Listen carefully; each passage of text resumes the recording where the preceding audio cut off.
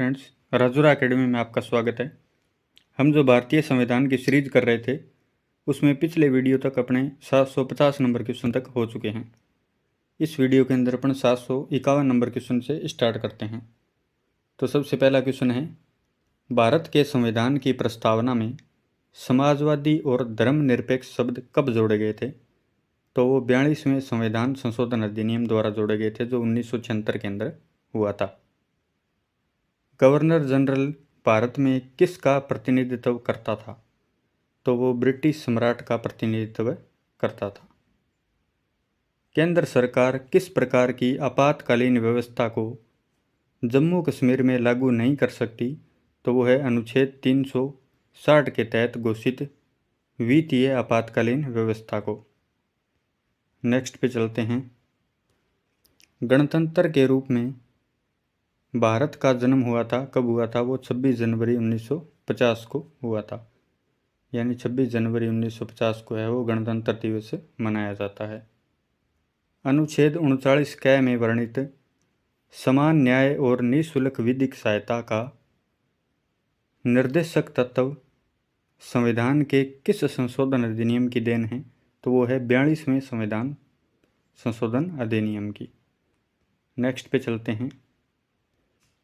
संपत्ति के अधिकार को मूल अधिकारों वाले भाग में से निकालकर किस में स्थान दिया गया है?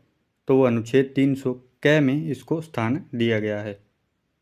संविधान सभा की पहली बैठक किस तिथि को हुई थी? तो वो 9 दिसंबर 1946 को हुई थी। नेक्स्ट पे चलते हैं। संविधान के कौन से भाग में राज्यों से पंचायती राज प्रारंभ करने की अपेक्षा की गई? तो वो नीति निर्देशक तत्व भाग 4 में की गई थी।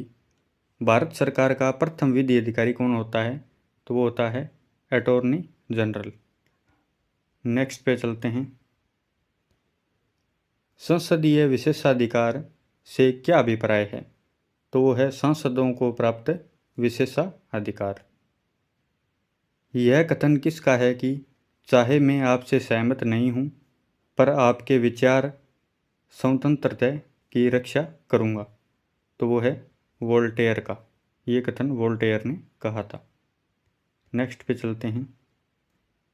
लोकतंत्र को लोगों द्वारा और लोगों के लिए यानी of the people, by the people और फॉर द पीपल शासन के रूप में किसने परिभाषित किया? तो वो अब्राहम लिंकन ने परिभाषित किया था, जो अमेरिकी राष्ट्रपति थे उस वक्त। भारत के संविधान के किस अनुच्छेद में मंत्रिपरिषद के सामूहिक उत्तरदायित्व का सिद्धांत प्रतिपादित है? तो वो है अनुच्छेद 75(3) के अंदर। नेक्स्ट है, संसद के किसी सदन में गणपूर्ति के लिए नियत संख्या है? तो वो कितनी है? तो वो है सदन की सदस्यता का 10वां भाग। नेक्स्ट पे चलते हैं। उच्चतम न्यायालय द्वारा किस मामले में दिए गए निर्णय से मिनर्वा मिल्स के मामले में दिए गए निर्णय की पुनः अभिपुष्टि हुई थी? तो वो केशवानंद भारती मामले के अंदर हुई थी। भारत में पहली बार कब राष्ट्रीय आपातकाल घोषित किया गया था? तो वो 1962 के अंदर किया गया था। नेक्स्ट है, भारतीय संविधान में अल्पसंख्यकों की मान्यता किस आधार पर पद दी गई? तो वो कुल जनसंख्या के साथ उस वर्ग की जनसंख्या के अनुपात के आधार पर इनको विभाजित किया गया था। संसदीय सरकार में मंत्रिमंडल उत्तरदायी है, तो किसके लिए है? वो है विधायिका के प्रति उत्तरदायी है। नेक्स्ट है, भारतीय संविधान किस न्यायालय में तदर्थ न्यायाधीश की नियुक्ति की व्यवस्था करता है? तो वो सर्वोच्च न्यायालय के अंदर करता है। संविधान का अनुच्छेद 249 किसकी शक्तियों से संबंधित है? तो वो राज्यसभा की शक्तियों से संबंधित है। संसद की लोक लेखा समिति के अध्यक्ष का नाम कौन निर्देशित करता है? तो वो लोकसभा अध्यक्ष करता है, जिसे स्पीकर भी कहते हैं। नेक्स्ट पे चलते हैं। संविधान का कौन सा अनुच्छेद भारत के राष्ट्रपति के महाभियोग की प्रक्रिया से संबंधित है? तो वह अनुच्छेद 61। केंद्र एवं भारत के राज्य के बीच शक्ति के वितरण संबंधित 3 सूचियों के नाम बताइए? तो वह संघ सूची, राज्य सूची और समवर्ती सूची। नेक्स्ट है, भारतीय संविधान के अनुसार कौन युद्ध की घोषणा करने अथवा शांति की स्थापना करने के लिए वैधानिक रूप से सक्षम है? तो वो है राष्ट्रपति। तारकुंडे समिति और गोस्वामी समिति का संबंध भारतीय राजव्यवस्था के किस पहलू से है? तो वो है चुनाव व्यवस्था में आमूल सुधार से संबंधित है। नेक्स्ट पे चलते हैं। किस मामले में सर्वोच्च न्यायालय ने संविधान द्वारा प्रदत्त मौलिक अधिकारों में संशोधन करने के लिए संविधान सभा बुलाए जाने का सुझाव दिया था? तो वो गोलकनाथ का मामला था। 1967 के अंदर ये दिया गया था। महिलाओं को पंचायतों में आरक्षण भारतीय संविधान में जिस संशोधन को करके दिया गया है तो वह कौन सा है? तो वह 73वां संविधान संशोधन जो 1992 के अंदर हुआ था। नेक्स्ट पे चलते हैं। किस राज्य के राज्यपाल को अनुसूचित जनजातियों के संदर्भ में विशेष शक्तियां प्रदान की गई है? तो वो है अरुणाचल प्रदेश। हमारी राष्ट्रीय एकता को भंग करने के लिए फूट डालो और शासन करो की नीति को किसने अपनाया? तो ब्रिटिश शासकों ने अपनाया था।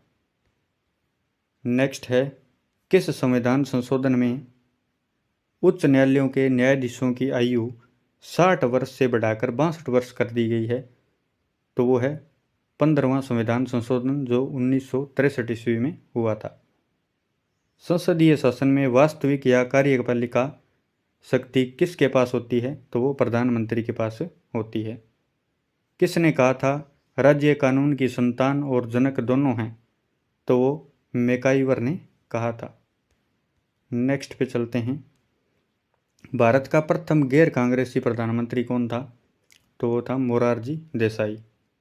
भारत के संसदीय इतिहास में प्रथम बहिर्गमन यानी वॉकआउट किसने किया था? तो वो मदन मोहन मालवीय ने किया था। भारत के संविधान के किस अनुच्छेद में या किस अनुच्छेद के प्रावधान के अंतर्गत संसद राज्य सूची के किसी विषय पर राष्ट्रीय हित में कानून बना सकती है? तो वह अनुच्छेद 249 के अंतर्गत। नेक्स्ट है, किस संवैधानिक पदधारक को जो कि संसद का सदस्य नहीं है संसद के समक्ष अपना दृष्टिकोण प्रस्तुत करने के लिए बुलाया जा सकता है? तो वो है महान्यायवादी को। नेक्स्ट पे चलते हैं। लोकसभा में किसी विधेयक पर आम बहस किस स्तर पर होती है? तो वो द्वितीय वाचन पर होती है यानी सेकंड रीडिंग में होती है। अन्याय का जन्म वहाँ होता है जहाँ समान लोगों के साथ असमान व्यवहार किया जाता है और इसी तरह जब असमानों के साथ समान व्यवहार किया जाता है। यह कथन किसका है? तो यह कथन है अरस्तू का। नेक्स्ट है, भारतीय संविधान सभा को आयोजित एवं संगठित करने का वैधिक अधिकार किसको है? तो वो है कैबिनेट मिशन को। नेक्स्ट पे चलते हैं। भारत के प्रशासनिक सुधार आयोग ने लोकपाल तथा लोकायुक्त संस्था की स्थापना की सिफारिश किस वर्ष की थी? तो वो 1967 के अंदर की थी। भारत में व्यय का लेखा तैयार करने का उत्तरदायित्व किसका है? तो वो है महालेखाकार का। नेक्स्ट पे चलते हैं।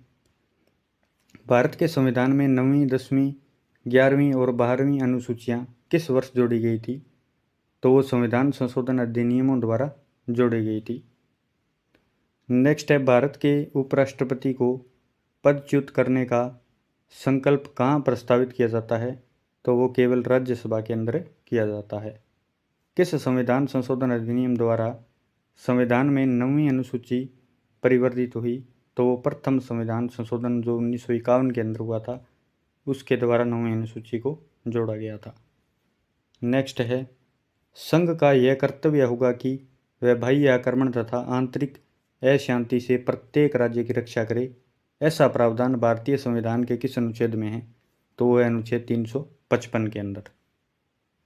नेक्स्ट है, भारतीय संविधान की किस अनुसूची में राज्यों के नाम तथा उनके राज्य क्षेत्रों का ब्यौरा दिया गया है?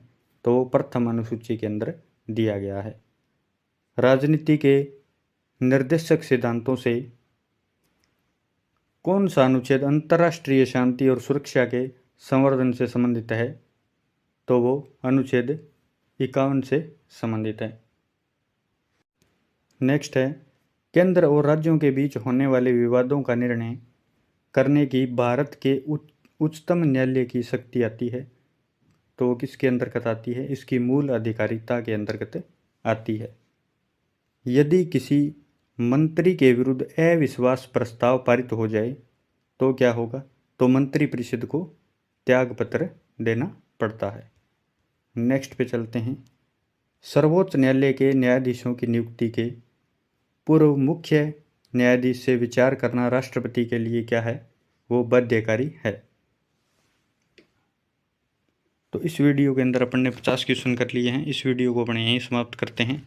आगे के जो क्वेश्चन है वो नेक्स्ट वीडियो के अंदर आएंगे। अगर आपको वीडियो पसंद आ रही तो हमारे चैनल को सब्सक्राइब कीजिए और बेल आइकन को प्रेस कर लीजिए। धन्यवाद।